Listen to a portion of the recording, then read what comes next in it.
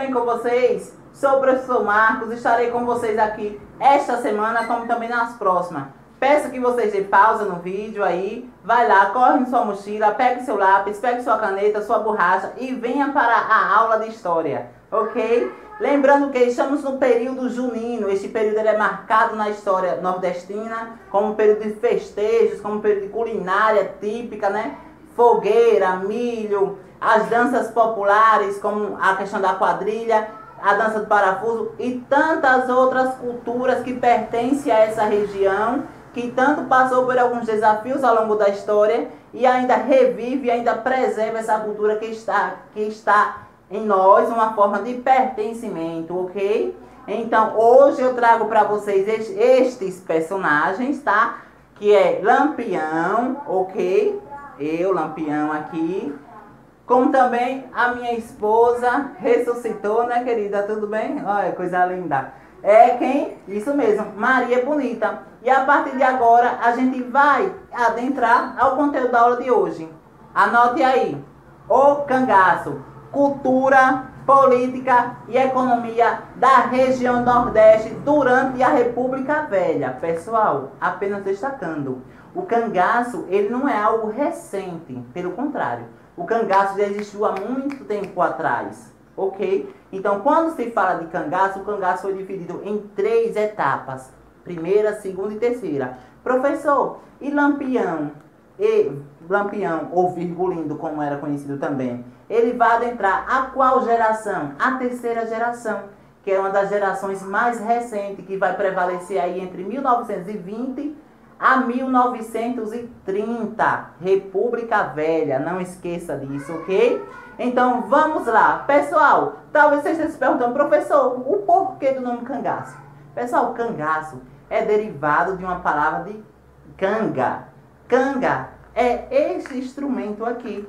Esse instrumento, ou esse mecanismo, é uma forma de carregar todos os objetos, todos os utensílios que para os cangaceiros da época, para os revoltosos da época, era suficiente para a sua própria sobrevivência. Tipo o quê? A sua cachaçinha, que eles não deixavam de lado, é uma cultura deles, a água, como também os próprios subsídios. E canga, que vai formar posteriormente a palavra cangaço, significa também aquele instrumento no qual, nos carros de boi, né, envolve os bois e os bois acabam carregando até mesmo a própria carroça ou até o próprio instrumento de trabalho. No arado, por exemplo, aqueles instrumentos que é passado em torno do boi, que vai fazer sustentar, é chamado de canga. Então tem essa relação com isso daqui, é portanto que ele é sempre traçado. Então quando fala a palavra cangaço, lembre,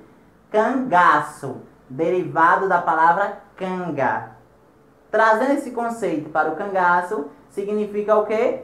É um conjunto de pessoas, de homens, que eram tidos pela população como justiceiros, que colocava em declínio, colocava em prática algumas maldades, mas que essas maldades, na verdade, tinham um cunho social. O que isso significa, professor? Significa que, ora, o cangaço, o grupo daqueles homens, era visto como pessoas ruins, ora o cangaço era visto como pessoas boas, por exemplo.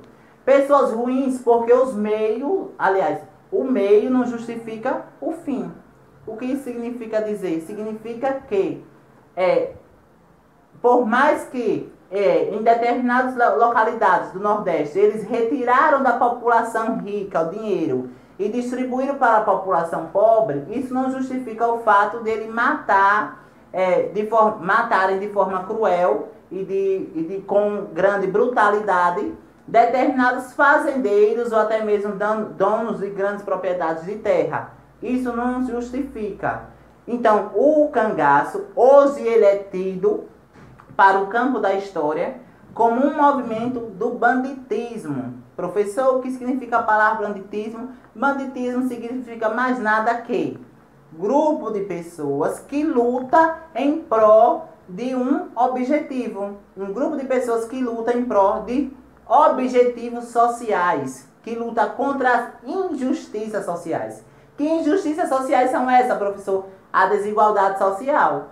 A partir do momento que Lampião, juntamente com seu bando e juntamente com a garota linda daqui, Maria Bonita, percorria determinadas localidades, tanto da Bahia como Sergipe, Alagoas e Pernambuco, fazendo com que quem tinha grande propriedade de terra, eles invadiam as fazendas, tá? Invadiam as casas, retiravam determinados objetos, o que era de valor automaticamente ficavam para ele.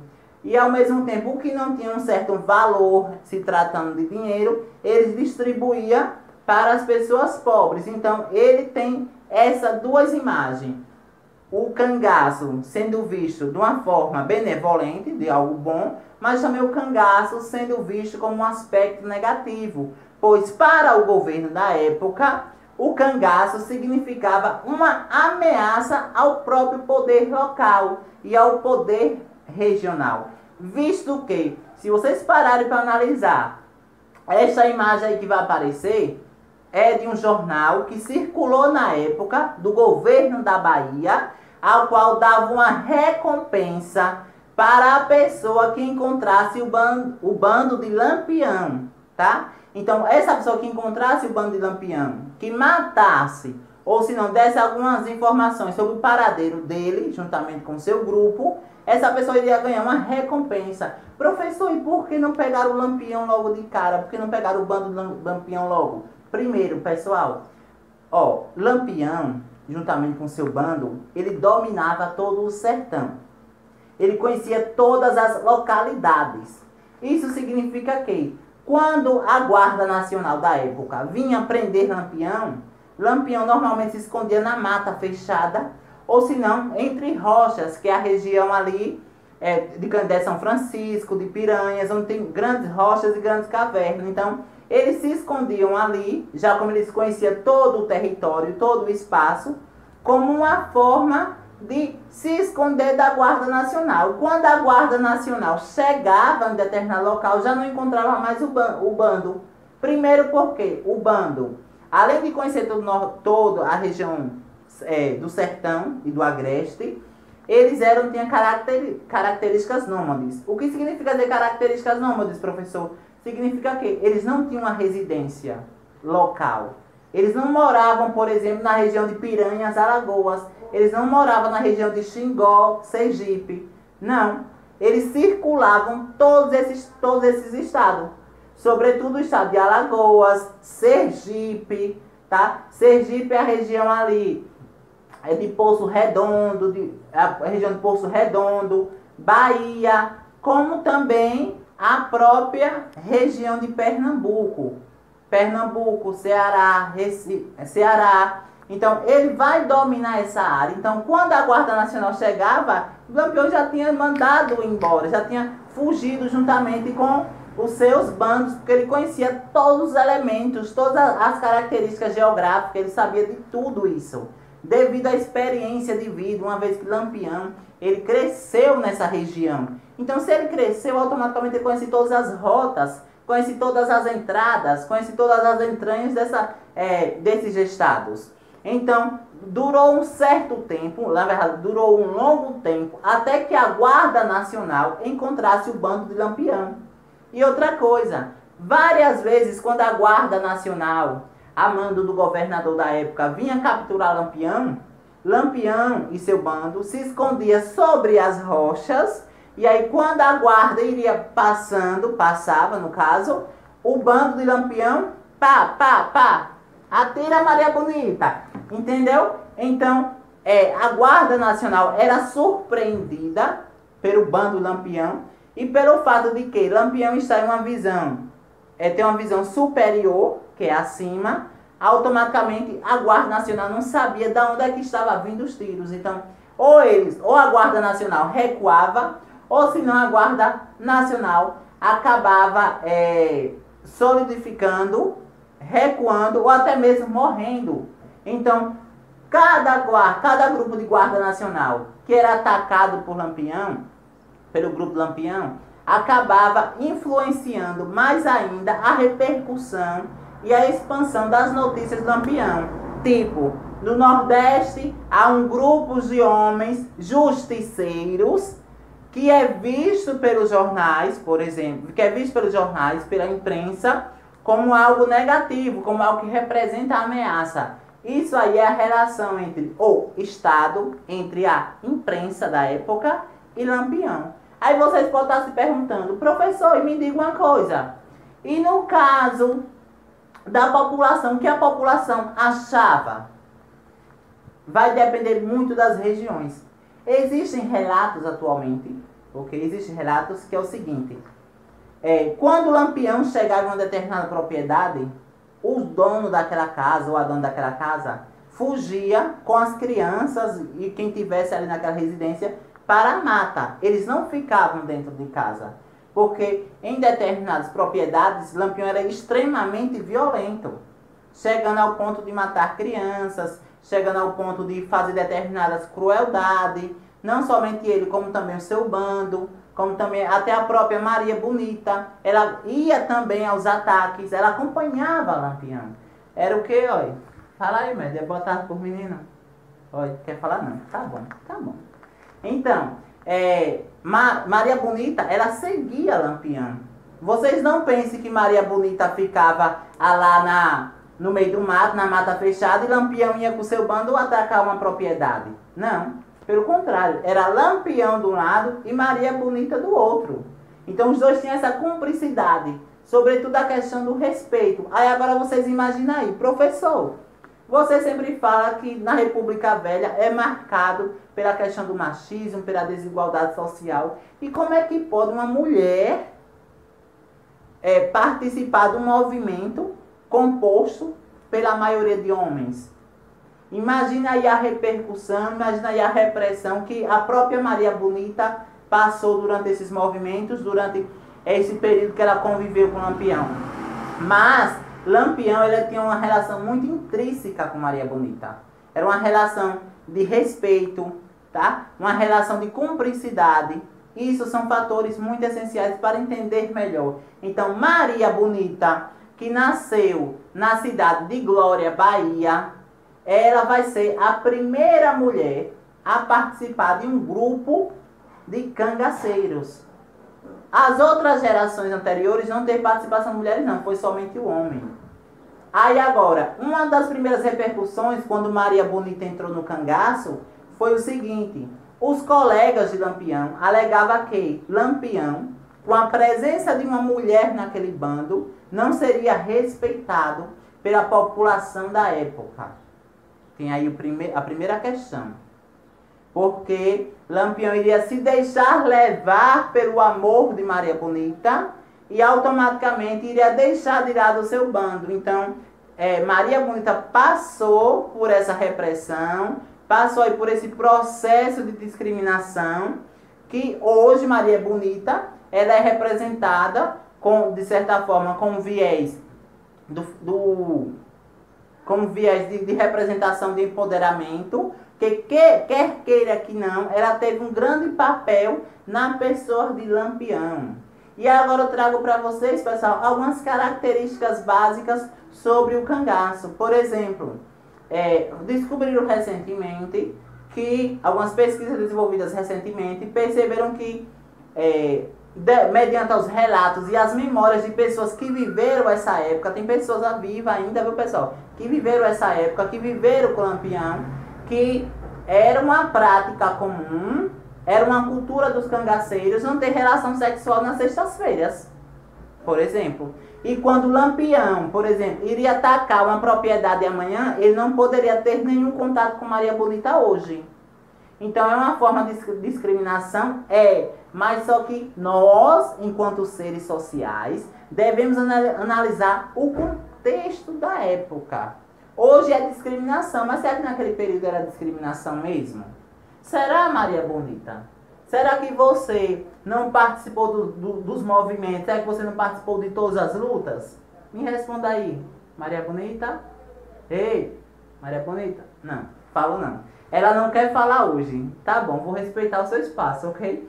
Mas então, toda vez quando falar a palavra cangaço, pessoal, lembrem, a questão das rotas comerciais. Lembre de Maria Bonita, lembre de Lampião. Hoje, este movimento, o cangaço, pertence à nossa cultura, porque por mais que tenha seus elementos negativos, como a questão da crueldade, da brutalidade, mas foi um movimento de justiceiros, que lutava por justiça. E eles eram respeitados pelas pessoas mais velhas. Então, essa cultura da canga, tá? Da cabaça, da moringa, tá? Do chapéu de couro e das vestimentas de couro, tem reflexo, tem influência do movimento chamado de cangaço. Sobretudo o cangaço nordestino, liderado por Lampião. Ok? Vulgo virgulino. Ou questão virgulino, vulgo Lampião. Então, é uma cultura da gente, mas vocês podem estar refletindo, professor, e como foi que prenderam o Lampião? Lampião morreu de doença? Não. O governo da época, tá? Ele vai preparar um grupo de soldados extremamente preparados. Não era qualquer soldados.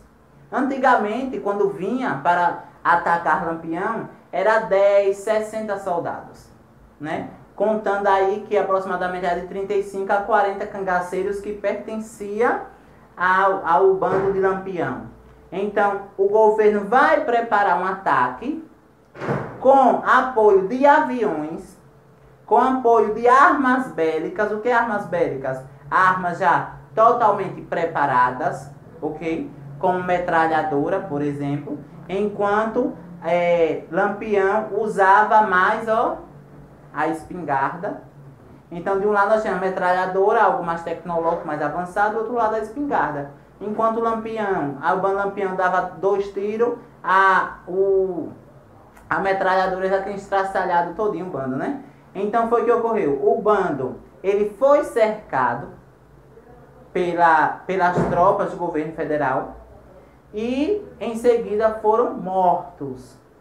Todos foram mortos. Professor, mas você disse no início da aula que eles conheciam todas as regiões do Nordeste, conhecia todas as regiões do Agreste. Sim, conhecia, mas só que aí tem um porém. Eles foram traídos por um dos próprios membros do cangaço. Então, um dos membros do cangaço passou informações detalhadas para o governo. E o governo preparou um ataque ao qual cercou Lampião. Então, todos eles foram mortos, ok? Como foram mortos? Degolados. Literalmente, pegaram as facas, cortaram todos os pescoços. Eita, Maria. Viu? Cortaram todos os pescoços, tanto de Maria Bonita como de Lampião. E em seguida, deferiram diversos socos, diversos golpes de arma sobre a cabeça deles. E aí, foi o que eles fizeram? A Guarda Nacional da época pegou as cabeças e colocou sobre uma pedra. E em torno das cabeças do bando, colocou os seus objetos, os seus utensílios, tudo que pertencia ao cangaço e tirou uma foto. É justamente essa foto que vocês estão vendo aí. Aí há algumas teorias que dizem que a cabeça de Lampião não está aí. Por quê? Porque foram analisadas e nenhuma dessas faces, nenhuma dessa cabeça tem semelhança com a cabeça de Lampião. Mas é o seguinte, depois que Lampião foi degolado, ele levou a cabeça dele levou diversos golpes de arma e acabou deformando a própria cabeça, acabou deformando o rosto de Lampião. Mas o rosto de Lampião não está aí, viu, pessoal? Então, este local aí que vocês estão vendo, fica aí na região de Xingó e de Piranhas. Era uma das rotas do comércio. Quando eu falo rotas, eram as rotas de fuga do cangaço. Então, hoje também lá, na região de Xingó, existe o Museu Max. Esse museu aí, existe o Museu Max. Esse Museu Max é uma forma de preservar a memória desses homens que morreram lutando, não desistiram, assim como também a própria Maria Bonita, que lutou ao lado de Lampião, ok? Então esse museu é uma forma de preservar a memória coletiva, uma forma de preservar até mesmo os próprios instrumentos e utensílios que estavam ali durante o seu dia a dia. Seja a canga Lampião, o chapéu de Lampião tá lá, a roupa de Lampião, a espingarda de Maria Bonita, chapéu, a própria vestimenta de Maria Bonita que ela utilizava no dia a dia. Então tá tudo neste local, que é o Museu Max, Museu de Arqueologia de Xingó, tá? Então, inclusive, é até aberto para a visitação. Então, quando você entra nesse espaço, você se defronta, se depara com a cultura forte do cangaço. É o cangaço para tudo que é lado. É história, é utensílio, é memória. Então, lembrem sempre que, quando se fala do cangaço, lembre das nossas raízes. Lembre dos nossos avós. Se vocês pararem para observar e perguntam um avô ou uma avó, uma pessoa mesmo que tem uma certa idade mais velha, para pensar assim, o que foi o cangaço? Ah, meu filho, foi um período onde os homens invadiam as casas, estrupavam as mulheres, matavam crianças. Alguns vão dizer assim. Mas se você falar, vô, o que foi o cangaço? Vai afirmar o quê? Ah, foi o período ao qual os homens tirava dinheiro da população rica para dar às pessoas mais necessitadas. Pegava o dinheiro das pessoas que tinham certo poder aquisitivo e distribuía para os pobres. Existem essas duas teorias que devem ser problematizadas no sentido de narrativa histórica. O cangaço existiu? Existiu. Mas qual é a verdadeira identidade do cangaço? Ora benevolente, ora mal. Cabe aí a cada um tirar suas próprias conclusões, ok? Mas que de fato existiram esses dois lados da moeda. Então, Lampião hoje, que representa aí a cultura nordestina. Professor, mas como é que ele é ruim e representa a cultura nordestina? Pessoal, olhe através dos relatos de vida, tá? Da representatividade de Maria Bonita enquanto mulher que participou dos movimentos sociais, que estava do lado de Lampião, justamente quando ele morreu, que estava do lado de Lampião nas decisões, a qual Lampião consultava até mesmo a própria Maria Bonita para falar sobre determinadas coisas com seu bando. Então existe essa questão de cumplicidade que é muito importante. Para a aula de hoje, pessoal, depois daqui tem aí a atividade para vocês responderem. Eu fico aqui com meu trajezinho de Lampião, virgulino, mas Maria Bonita, vamos dançar, Maria Bonita, vamos dançar. Não quer não? Hoje ela tá arretada, viu? Hoje ela tá daquele jeito. Mas não esqueça, por favor, de aqui abaixo colocar o nome de vocês, como também vocês vão colocar o nome da escola onde vocês estudam. Façam as atividades, envie para o meu e-mail que eu vou colocar também aqui abaixo. Se vocês quiserem entender mais um pouquinho sobre quem foi Lampião e algum filme, alguma coisa assim do tipo, eu vou indicar para vocês o Alto da Compadecida. Vocês vão perceber que lá em um determinado momento, no filme Alto da Compadecida, a cidade vai ser surpreendida por um conjunto de cangaceiros que vai atacar a cidade, né? E a partir daí vocês vão ver como é que o filme vai se desdobrar, vai contar de certa forma a história de Lampião e quem foi Lampião. Então lembrem, Lampião, cultura, memória, identidade. Pessoal, por hoje é só. Não esqueça de fazer a atividade, viu?